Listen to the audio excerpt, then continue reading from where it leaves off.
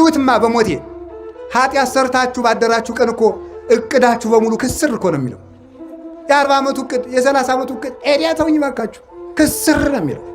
እኛ ንጹህ ከሆን ክፉ የሚመክሩ ሰዎችን ምክር ማን ያደርገዋል? እግዚአብሔር ይሽረዋል። ህሊና ሲነጻ ዓለም ሁሉ የናንተ ነው። ቅዱስ ህሊና ካላችሁ ዓለም ሁሉ የናንተ። ብዙ ነገር ሞልቷችሁ የተልከሰከለ ህሊና ከሚኖራችሁ ምንም የሌላችሁ ንጹህ ህሊና ያድርጋችሁ መድኃኒዓለም። ንጽህና ሲጎል የምን ሞት ይመጣል? አንደኛ የስጋ ሞት በሉ እንጂ። እርግጠኛ ሆኜ ልንገራችሁ አንድ ነገር፣ የሚሞቱ ሰዎች የበዙትና ሀገራችን የምትታመሰው በክፉ ሰዎች ነገር መጎንጎን አይደለም፣ በእኛ መርከስ ነው። ንጹህ ህሊና ያለው ሰው ባለጸጋ ነው እያልኳችሁ፣ በዓለም ላይ ያለ ፍጹም ባለጸጋ ያንን የሚጠብቅበት ስርዓት አለ። እኔ ችግር ዘርዝሬ ትቻችሁ አልሄድም፣ መፍትሄውን ነግራችኋለሁ።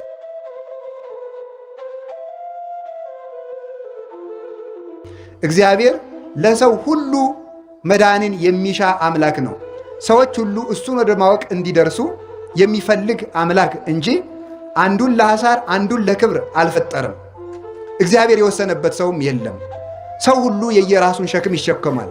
ቅዱስ ጳውሎስ ገላትያ ምዕራፍ 6 ላይ እንደተናገረው ወኩሉ ጾሮ ይጸውር፣ ሰው የየራሱን ሸክም ይሸከማል። እግዚአብሔር ግን ሲኦልን አሸክሞ የፈጠረውም የለም፣ አክሊል አቀዳጅቶ የፈጠረው ሰውም የለም። ሁሉም ሰው ለነጻነት ተጠርቷል። ሁሉም የዘራውን ያጭዳል። ሞትም ሕይወትም በገዛ እጃችን የምናጭዳቸው በቀና በገዛ እጃችን የምንበትናቸው ናቸው። እግዚአብሔር ያልዘራውን አያጭድም፣ ያልበተነውን አይሰበስብም፣ ያላስተማረንንም አይፈርድም። ባልሰጠን ጸጋም እግዚአብሔር ፈርዶ ሲኦልም ገነትም አያስገባም። ሰው ስለተመረጠ ብቻም አይጸድቅም። ሰው ተፈርዶበትም የተፈጠረ የለም። ሁሉም ሰው ለነጻነት ተፈጥሯል። እግዚአብሔርም ማንም ሰው ይሞት ዘንድ አይፈቅድም። እግዚአብሔር ፈቃዱ የሰው ድነት ነው። ወይፈቅድ ሞቶ ለኃጥእ አላ ይትመየጥ ሀቤ፣ የኃጢአተኛውን ሞቱን እኔ አልፈልግም፣ ኃጢአተኛው ተመልሶ በሕይወት ይኖር ዘንድ ነው እንጂ ይላል የሰራዊት ጌታ ቅዱስ እግዚአብሔር። እንዲያ ከሆነ ሰውን በ40 ቀን በ80 ቀን እግዚአብሔር ይሾመዋል ማለት ምን ማለት ነው? ወይም የ40 ቀን ዕድል ማለትስ ምን ማለት ነው? ለመሆኑ በድል ድሃ በድል ሀብታም ይኮናልን? ወይስ በድል ሊቅ በድል ደንቆሮ ይኮናልን? ወይስ ደግሞ ለሮጠ ለሰበሰበ ለፈጠነ ለበለጠ ነውን? ወይስ አንደበቱን ጮሌ ላደረገ ወይም ደግሞ አለሁ አለሁ ላለ ወይም አብዝቶ ለተማረ ወይም በዘመድ ለከበረ ወይም ጉልበት ላለው ወይም ደግሞ ዕውቀቱ ለሰለጠነለት ወይም አንደበቱ ለተከናወነለት ነውን? አይደለም። አኮ ለዘሮጸ ወለዘበደረ፣ ለሮጠ ለቀደመ አይደለም። አሁን ታዲያ እንዴት እንሁን? እግዚአብሔር ሰዎችን መርጦ ካስቀመጠ እናንተ የምትድኑ ናችሁ ብሎ ከመረጠ እኛን ካልመረጥነን ምን ያለፋናል ብለን መጠየቅ እንችላለን። ልፋታችን ከንቱ ነዋ። ምክንያቱም የተወሰነልንን ስለምናገኝ ብለን እግዚአብሔርን መሟገት እንችላለን። ደግሞስ ለምን ጹሙ ይለናል? ለምን ጸልዩ ይለናል? ለምን ስገዱ ይለናል? ለምንድነው አስቀድሱ የሚለን እግዚአብሔር? ለምንስ ይሰብከናል? ለምንስ ሕግን ይጽፍልናል? ለምን መምን ይሾምልናል? ለምንስ ካህናትን ሾመልን? ለምን ሲኖዶስን አስቀመጠ? ለምንስ ወጥቶ ወርዶ አስቀመጠ? ወይስ ደግሞ እሱ የድርሻዬን ተወጥቻለሁ ብሎ እንደ ግድ የለሽ መምህር የድርሻዬን ከተወጣው ሰው የራሱ ጉዳይ ለማለት ነውን? እግዚአብሔር እንደ ሰው የድርሻዬን አድርጌያለሁ ብሎ ከተጠያቂነት ለማምለጥ ብቻ ብሎ የሚሰራ አምላክ አይደለም። እግዚአብሔር በርኅራኄ የሚሰራ ነው። በርኅራኄ የሚሰራ ነው። በዚህ ዓለም የሚሰጡ ሰዎች ብዙ ናቸው። ግን ስላገኙ የሚሰጡ ሰዎች አሉ። ለመመስገን የሚሰጡ ሰዎች አሉ። ክብር ፈልገው የሚሰጡ ሰዎች አሉ። ስም ፈልገው የሚሰጡ ሰዎች አሉ። ለመኩራት የሚሰጡ ሰዎችም አሉ። ወይም ደግሞ እንዲሁ የሚሰጡ ሰዎችም አሉ። በርኅራኄ የሚሰጥ ግን እግዚአብሔርና እሱን የመሰሉ ቅዱሳን ናቸው። እንዲያ ከሆነ እግዚአብሔር በማንም የማይፈርድ ከሆነ ፍርዱም ትክክል ከሆነ በባሕሪውም አድሎ ከሌለበት እግዚአብሔር በ40ኛው ቀን ይሾማልን ብንል፣ አዎ ይሾማል። እሱ ምንድን ነው? ቅዱስ አትናቴዎስ በቅዳሴው እንዲህ ብሎ ይናገራል። ኦ ዘታወፅኦ ለሕፃን ማቁሄ ብሲ ወትፌኖ ውስተ ከርሰ ብሲት ወትጠበልሎ በሰፋድል ረቂቅ ወትሰይሞ ወበ40 ዕለት ትሰይሞ እመኒ ለነዲ ወመኒ ለብኢል እንዘማይ ውእቱ ታረገው በጥበብከ። አቤቱ ሕፃኑን ከእናቱ ከአባቱ አብራክ ከፍለ በእናቱ ወገም በእናቱ ማኅፀን ልከ ውሃውን አርግተ ተስሎ ተመልክ ሰጥተህ የምትፈጥረው ሆይ አንተ በ40ኛው ቀን ሰውን ለድህነትም ሆነ ለሀብት ለሲኦልም ሆነ ለገነት ትሾመዋለህ ይላል መጽሐፍ። ምን ማለት ነው ብትሉኝ፣ እግዚአብሔር በ40 ቀን ማንንም አይሾምም። ታዲያ ምንድን ነው? ሰው ቢሰራ የሚበለጽግበትን ቢሰንፍ የሚደህይበትን እጅ ይሰጠዋል ማለት ነው። ቢሰግድ የሚኮነንበትን ኮርትሞ ቢቀመጥ የሚኮነንበትን ቢሰግድ የሚጸድቅበትን እግር ይሰጠዋል ማለት ነው። ቢሰጥ የሚጸድቅበትን ቢቀማ የሚኮነንበትን እጅ ይሰጠዋል ማለት ነው። ኃላፊነቱ በእጅ ነው። ኃላፊነቱ በአንደበቱ ነው። ቢያመሰግን የሚጸድቅበት ቢራገም የሚኮነንበትን አፍ ይሰጠዋል። ስልጣኑ ግን የእሱ ነው። የሆኑ ሰዎች ወፍን በእጃቸው ጨበጡና አንድ አባትን ሂደው ያችን ወፍ በእጃቸው ይዘው አባ ይቺ ወፍ ሙታለች አለች አሏቸው። ሙታለች ቢሏቸው እያት እስኪ ብለው ሊለቋት ነው። አለች ቢሏቸው ጨብጠው ሊገሏት ይኸው ሙታለች ሊሉ ነው። ነፍሷም ሞቷም ሕይወቷም በእጃችሁ ነው አሉ። ሞቷም ሕይወቷም በእጃችሁ ነው። ሰው ሞቱም ሕይወቱም በእጁ ነው። በገዛ እጁ ሰው ሲኦልን ይወርሳል። በገዛ አንደበቱ ሰው መንግሥተ ሰማያትን ይወርሳል። ሞት ወሕይወት ውስተ እደ ልሳን እምቃልከ ትጸድቆም ቃልከ ትትኮነን። ከቃሌ የተነሳ ትጸድቃለህ፣ ከቃሌ የተነሳ ይፈረድብሃል። ሞትም ሕይወትም በአንደበት እጅ ነው ይላል ማቴዎስ ምዕራፍ 12 ቁጥር 36 ላይ ሲናገር። ስለዚህ እግዚአብሔር ሰውን ለሲኦልም ለገነትም አልመረጠም። ሰውን ሁሉ እግዚአብሔር የጠራው ለገነት ነው። ያን ጥሪውን ተቀብሎ አቤት ብሎ ስራ ሰርቶ ጸንቶ መገኘት ደግሞ የሰው ድርሻ ነው። ስለዚህ እግዚአብሔር በ40ኛው ቀን ይሾማል ማለት ብንሰራ የምናገኝበትን ባንሰራ የምንጎዳበትን አካል በ40 ቀን ስለሚሰጠን ነው። ተምረን የምንጸድቅበትን አንሰማም ብለን የምንኮነንበትን አእምሮ የሚሰጠን ያን ዕለት ስለሆነ ያን ያገኘንበት ቀን የ40 ቀን ዕድል የተባለ ያ ነው እንጂ ለተለዩ ሰዎች በ40 ቀናቸው የተሰጣቸው ጸጋ የለም። ስለዚህ እግዚአብሔር ሁሉንም ለድህነት የመረጠ አምላክ ነው። ለድህነት መርጧል። ያንን ምርጫ መቀበል የሰው ልጅ ድርሻ ይሆናል ማለት ነው። ስለዚህ መዳናችን በማን እጅ ነው ያላችሁኝ እንደሆነ በገዛ እጃችን የተያዘ ነው። ስለዚህ እግዚአብሔር ሲራክን እንዲህ አድርጎ መርጦ ከመከራ መካከል ጥበብን ገልጦ አሰልጥኖ ምስጢራትን በሙሉ አፍሶለታል። እኛንም በተመረጥንበት ጸንተን እንድንኖር አምላከ ቅዱሳን ይርዳን። እንደዚህ ከሆነ ገንዘብህን በከንቱ አታባክን ማለት ማለት ነው። እሱም እንደዚህ ብሏል። ትንቢተ ኢሳይያስ ላይም የሰራዊት ጌታ እግዚአብሔር ሕዝቤ ረሃባቸውን ለማይከላ ጥማቸውን ለማይቆርጥ ነገር ገንዘባቸውን ይበትናሉ ይላል የሰራዊት ጌታ እግዚአብሔር ይላል። ሰለስቱ ምዕት 318ቱ ሊቃውንት በፍትህ ሥጋዊ ወይም በፍትሐ ነገሥት 41ኛው አንቀጽ ላይ ወይደለው ለክርስቲያናዊ ይዝሩ ንዋዮ፣ ክርስቲያን ገንዘቡን ሁሉ ሊበትን አይገባውም፣ ገንዘቡን በአግባቡ መያዝ አለበት ተብሎ ተነግሯል። እንግዲህ ለገንዘብም አትጨነቁ ተብለናል፣ ገንዘባችሁን አታባክኑም ተብለናል። እነዚህን ሁለት ነገሮች ሰው አስታርቆ መኖር አለበት። ገንዘብ አትውደዱ ያለ መጽሐፍም ትክክል ነው። ገንዘብን በአግባቡ የያዙ መጽሐፍም ትክክል ነው። ሁሉም እንዳያያዙ ነው። ሁሉም እንዳያያዙ ነው።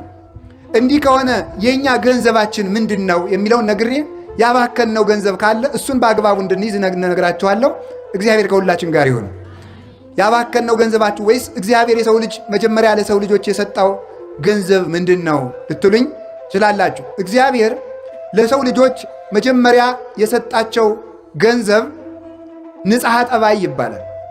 ንጽሐ ጠባይ ወይም ንጹሕ ተፈጥሮ ማለት ነው። ንጹሕ ተፈጥሮ እግዚአብሔር ለሰው ልጆች የሰጣቸው ገንዘብ ነው። መጀመሪያ ስንፈጠር እግዚአብሔር የሰጠን ገንዘብ ንጹሕ ተፈጥሮ ነው። ያ ገንዘባችን ነው፣ እግዚአብሔር የሰጠን ገንዘብ። እንደምታውቁት የመጀመሪያው ሰው አዳም ነው። እናታችን ደግሞ ሔዋን ናት።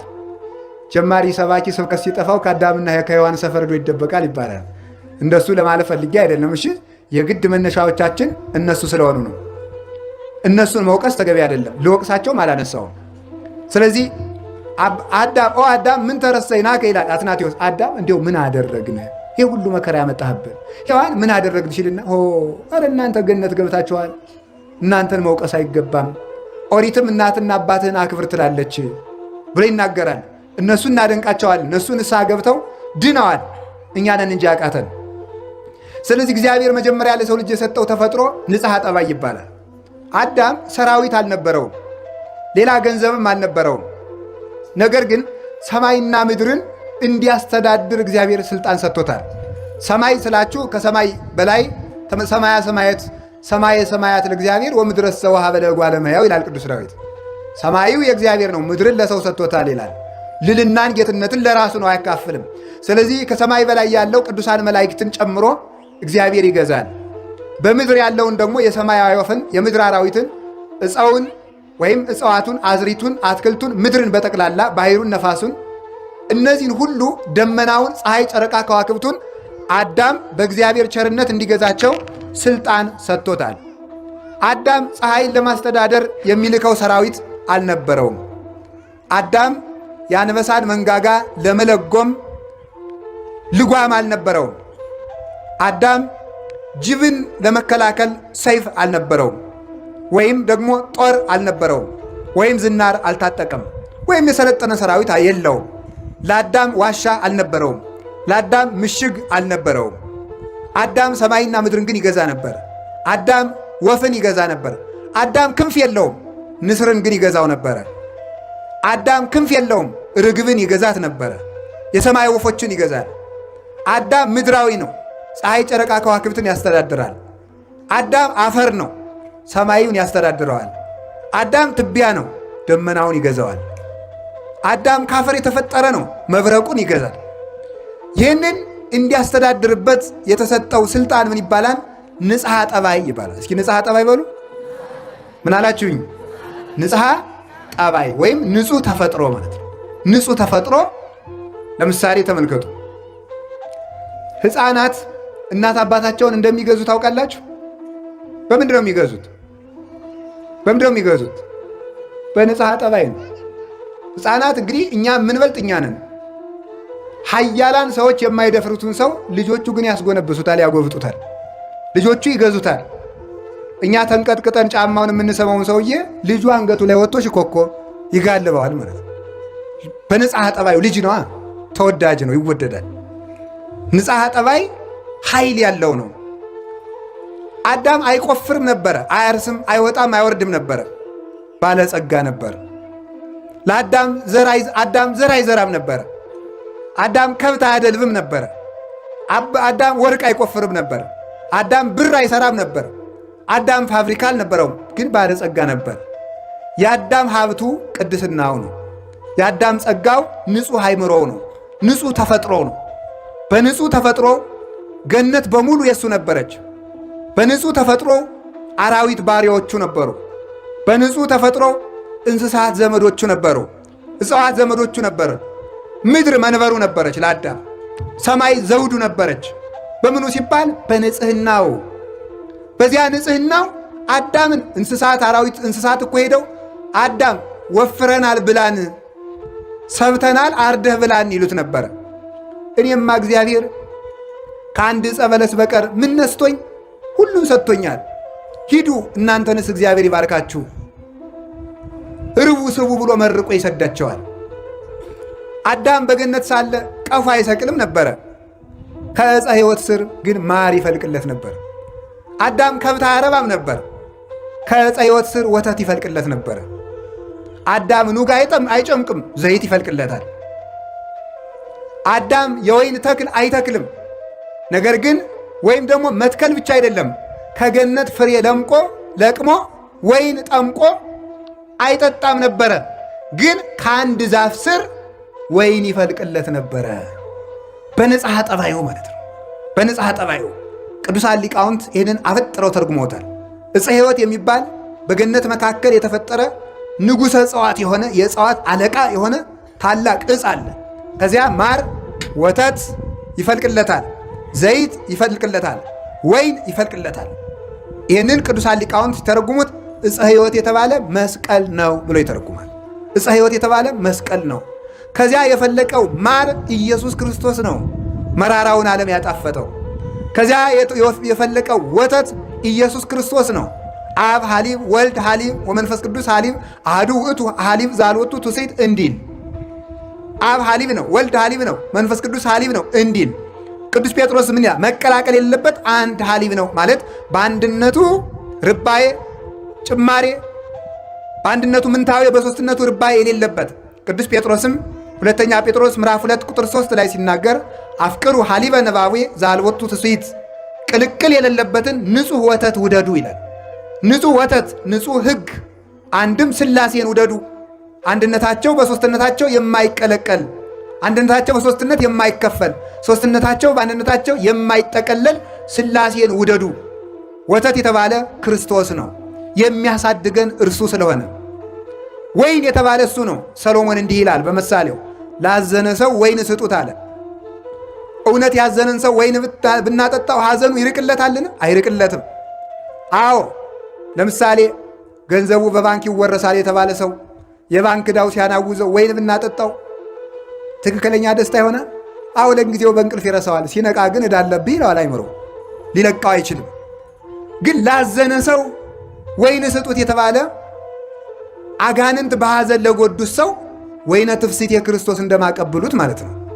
ሌላ አንዳንድ ጊዜ ይላል የእኛ ሰፈር ተማሪው ማለት ነው እንላል ምን ትዑቱ ለዘይሰቲ ወይነ ምን ትዑቱ ሕይወቱ ሲራክ እስመ ትፍስሕተ ልቦቱ ይላል። ጠላ አልጠጣ ደግሞ የሰው ልጅ ምን ሕይወት አለው ይላል።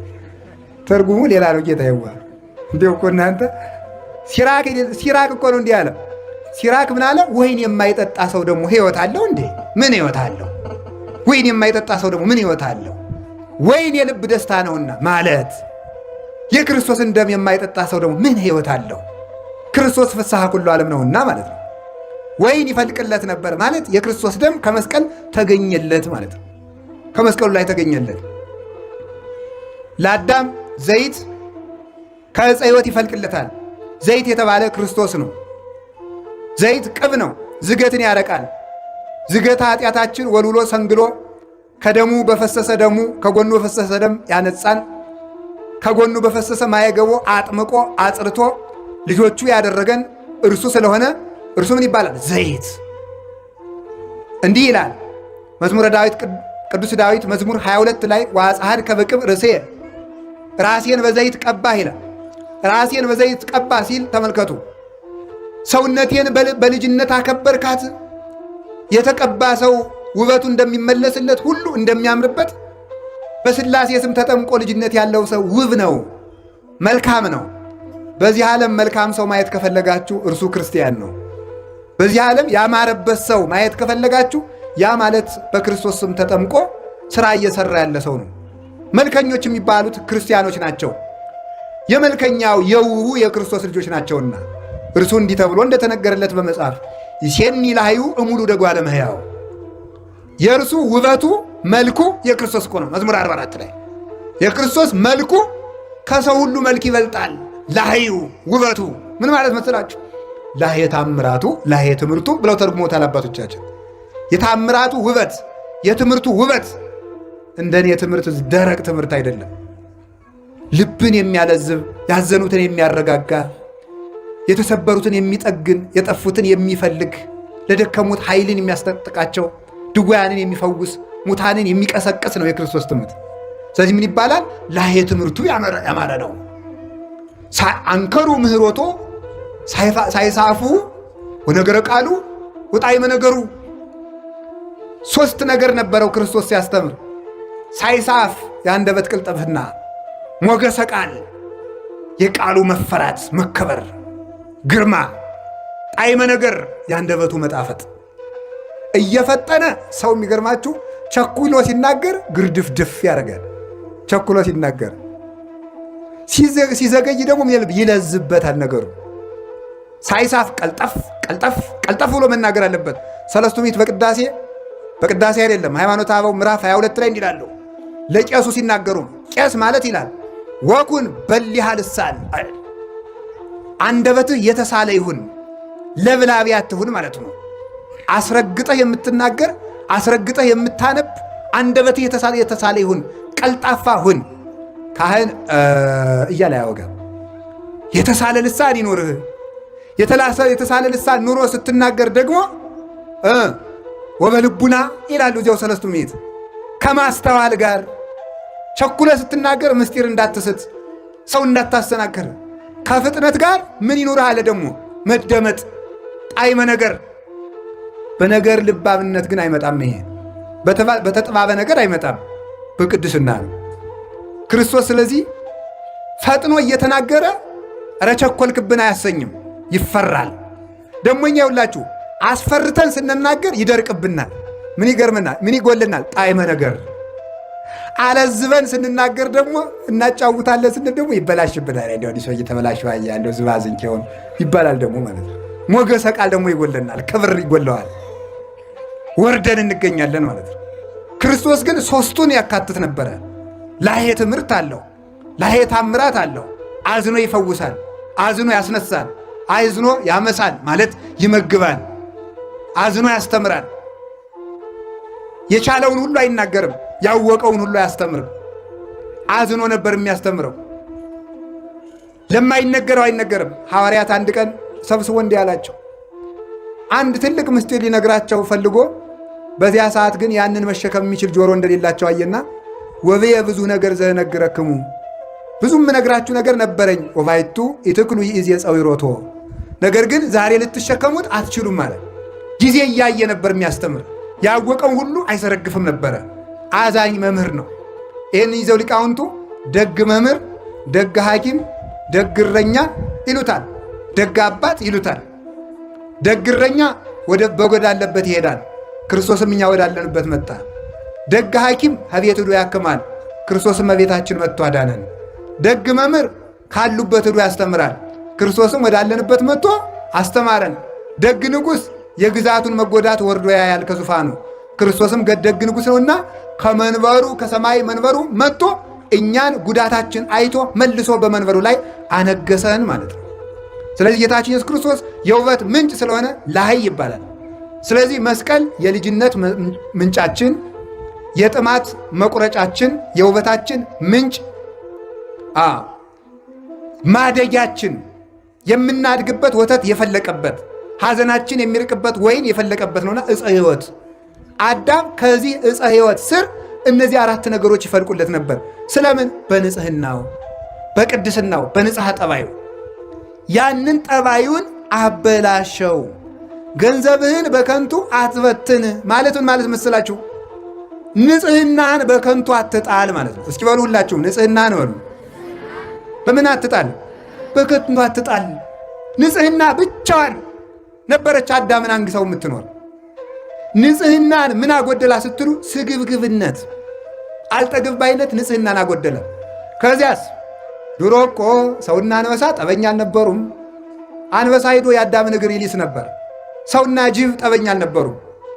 ሰውና ነምር ጠበኛ አልነበሩ። ሰውና እባብ፣ ሰውና ዘንዶ ጠበኛ አልነበሩ። ሰውና አይጥ፣ ድመት፣ ጉርጥ ጠበኛ አልነበሩ። ሰላማውያን ነበሩ።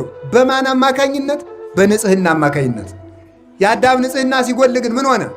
ጅብም አዳምን እበላለሁ ማለት፣ እባብም እነድፋለሁ ማለት፣ ዘንዶም እውጣለሁ ማለት፣ ነምርም በጥፍሬ እዋጋለሁ ማለት። ንጽህና ሲጎድል ወዳጆቻችን ሁሉ ጠላት ይሆናሉ፣ ከአጠገባችን ይሸሻሉ። የኃጢአት ችግሩ አንደኛ እግዚአብሔርን፣ ሁለተኛ ወዳጅን፣ ሶስተኛ ራስን ያሳጣል ይላል ሊቅ። አንደኛ ማንን ያሳጣል?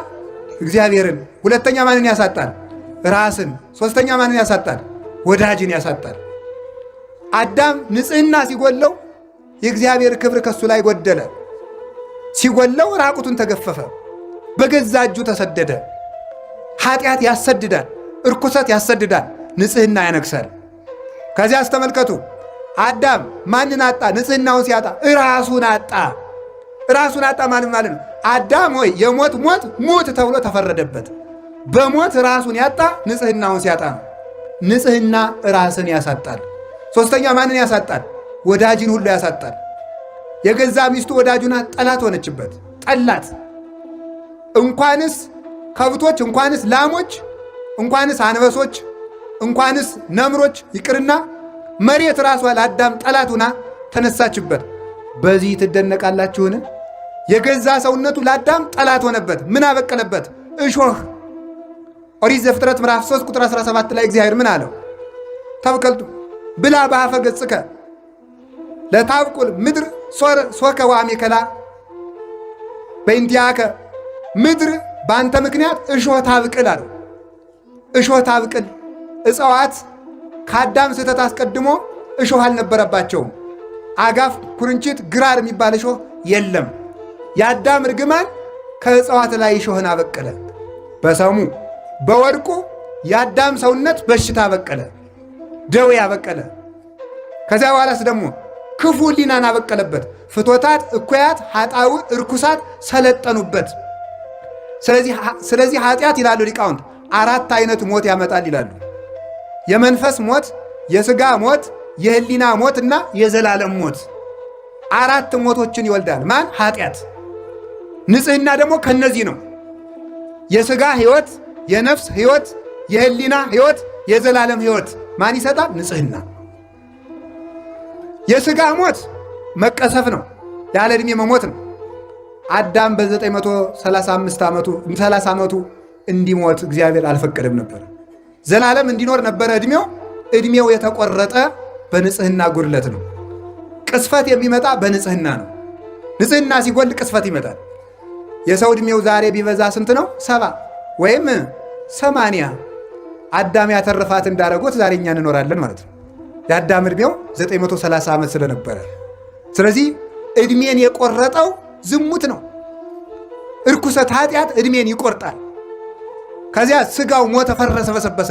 የህሊና ሞት ምንድን ነው?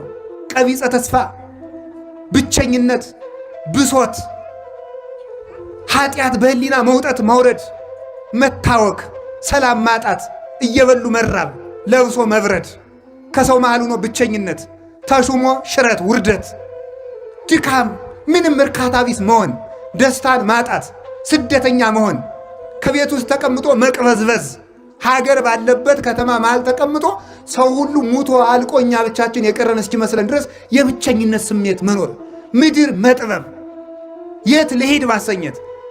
አንድ መነኩሴ ጀማሪ መነኩሴ ነው። ገዳም ሂዶ ኃጢአትም ቢያለው ገዳም ገብቶ ኋላ ለአንድ ትልቅ አባት ሂዶ አባቴ ኃጢአትም ቢያለኝ አለው። ይህንን ዓለም ጥለኸው ሂድ አሉት። ዓለምን ትቼ ከገዳም መጣው፣ ከገዳምማ ደግሞ ወደ የት ልሄድ ብሎ መለሰ። እዚያም ገብቶ አልቆምለት ስላለ ማለት ነው። እዚህ ከዓለም ወደ ገዳም ተሄደ፣ ከገዳም ቢፈትን የት ይኬዳል? ስለዚህ ከራስ መሸሽ ነው እንጂ ከቦታ መሸሽ አያዋጣም። መሸሽ የሚባለው ከራስ ጠባይ ነው፣ ከራስ ልማድ ነው።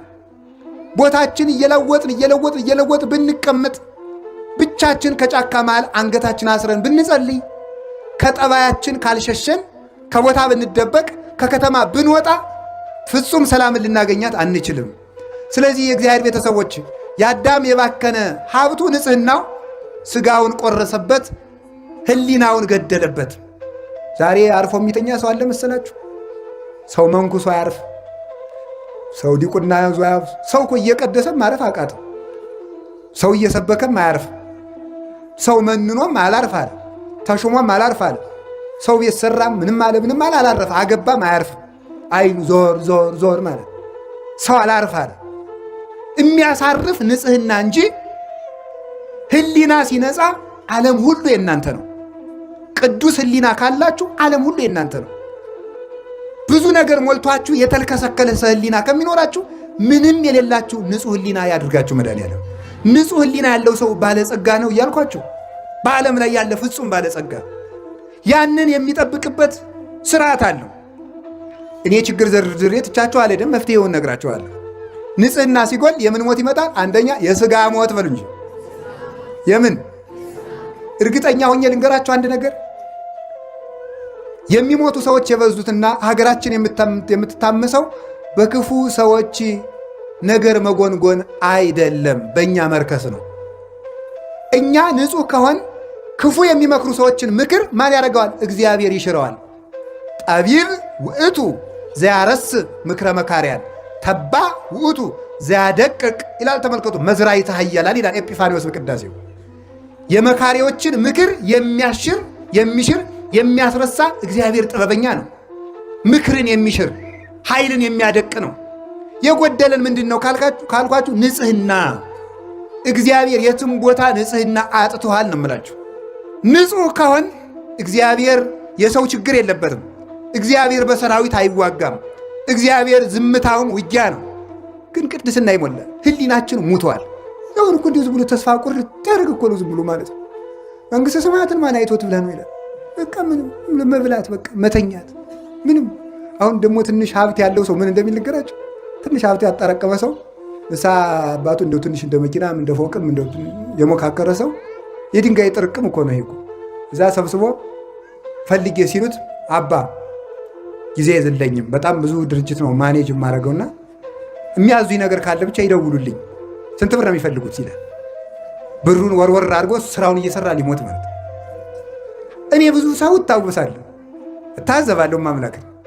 ብዙ ሰው እዚህ መጥተው አይማሩ፣ ትንሽ ሀብት ነካ ካረጋቸው አይማሩ። ብቻ የሚያዙኝን ይንገሩኝ፣ እሱም ብቻ ይንገሩ፣ ዝም ብለው ችግር የለም። ቆይ ሰባኪው ምንድነው የፈለገው? ምንድነው ዝም ቤተክርስቲያን ስሩ ነው? አካውንታችሁ ንገሩ። ምንድነው የምትፈልጉት? እሱም ብቻ ለምን አትነግሩኝም ይላል ቃለ እግዚአብሔር። ጌታ ይዋ እኛ አንተን ቆርቆሮ አይደለም የፈለግነው፣ እኛ የፈለግነው ህሊናህን ነው። እግዚአብሔር የሞተለት አካል ነው ያለ። እኛ የምንፈልገው እናንተን ነው፣ የእናንተን ሻማ። አሁን ጠዋት 21 ሺህ ብር ሰጣችሁ እኔ ያለውን ሰጣችሁታል። እኔ ገንዘቡን አይደለም የናቁት። ስትፈልጉ 21 ቢሊየን ስጡ፣ ምንም ትርጉም የለውም። ገንዘባችሁ አያጸድቃችሁም። የሚያጸድቃችሁ ንጽህናችሁ ነው። መጀመሪያ ራሳችሁ ተስተካከሉ። ካልሆነ ግን ኃጢአት እየሰራ ለእግዚአብሔር 100 ሺህ ብር ሰርቃ 50 ሺህ ብር ስላመጣ እግዚአብሔር በጉቦ ሊምርህ ነው። እንደዚህ ያለ ነገር የለም። እግዚአብሔር የሚያየው መጀመሪያ ንጽህና ነው። የእግዚአብሔር የዓይኑ ማረፊያ ንጽህና ነው። እግዚአብሔር የሚያየው ወደሱ ነው። የህሊና ሞት በአዳም ላይ መጣበት። ከዚያስ ምን መጣበት? የነፍስ ሞት። ነፍሱ ጨለመችበት። ሞታ ለነፍስ ሪቅም እግዚአብሔር። የነፍስ ሞቷ ከእግዚአብሔር መራቋ ነው። መጨረሻ ላይ ዘላለም ሞት ነገሰበት በአዳም። ንጹህ ስትሆኑሳ አካላችሁ በሙሉ ከኃጢአት ንጹህ ሲሆንሳ ምን ታገኛላችሁ? ስጋችሁ ያለ ጊዜው አይሞትም። ህሊናችሁ ልዑል ነው። ህሊናችሁ ትልቅ ነገር ያስባል። እዩትማ በሞቴ ኃጢአት ሰርታችሁ ባደራችሁ ቀን እኮ እቅዳችሁ በሙሉ ክስር እኮ ነው የሚለው። የ40 ዓመቱ እቅድ፣ የ30 ዓመቱ እቅድ ኤዲያ ተውኝ ባካችሁ፣ ክስር ነው የሚለው፣ ድምስስ ነው የሚለው። ህሊና ነዋ ዋናው። ሰው እኮ ይህን አደርጋለሁ ከዛሬ በኋላ የሚቀጥሉ ሳምንት አስቀድሳለሁ፣ እጸልያለሁ፣ ከዛሬ በኋላ እጾማለሁ ይልና ሰኞ በዝሙት ተሰናክሎ ካደረ ያ ሁሉ ይከስራል፣ አጣጥፎ ይተኛል። ለምን? ዲያብሎስ ደግሞ እንዲህ ብለህ ብትጸልይ አታፍርም ይለዋል።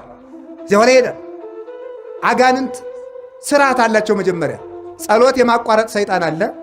ጸሎት የማቋረጥ ሰይጣን ለዝሙት ሰይጣን ያስረክባል። የዝሙት ሰይጣን ለተስፋ መቁረጥ ሰይጣን ያስረክባል። እንዲህ እያለ ነው ሰው የሚጠፋው ማለት ነው። መጀመሪያ ጸሎቱን ያስቋርጠዋል። ኃያልን ሰው ካሰሩ በኋላ ሀብቱን መዝረፍ እንደማይቸግረው የጸሎት እጅግሩን ካሰረ ጸጋውን መግፈፍ አይቸግረውም። ከዚያ በኋላ በዝሙት ይጥለዋል። ከጣለው በኋላ ተስፋ ያስቆርጠዋል። እንዲህ ብለህ ብትመለስ እግዚአብሔር የሚምርህ አይምሰል ይለዋል። ተሸንፎ ከዚያ በኋላ በሰንሰለት እንደሚጎተት ውሻ እጅግሩን ለዲያብሎስ አስረክቦ የኃጢአት ባሪያ ሆኖ ይኖራል።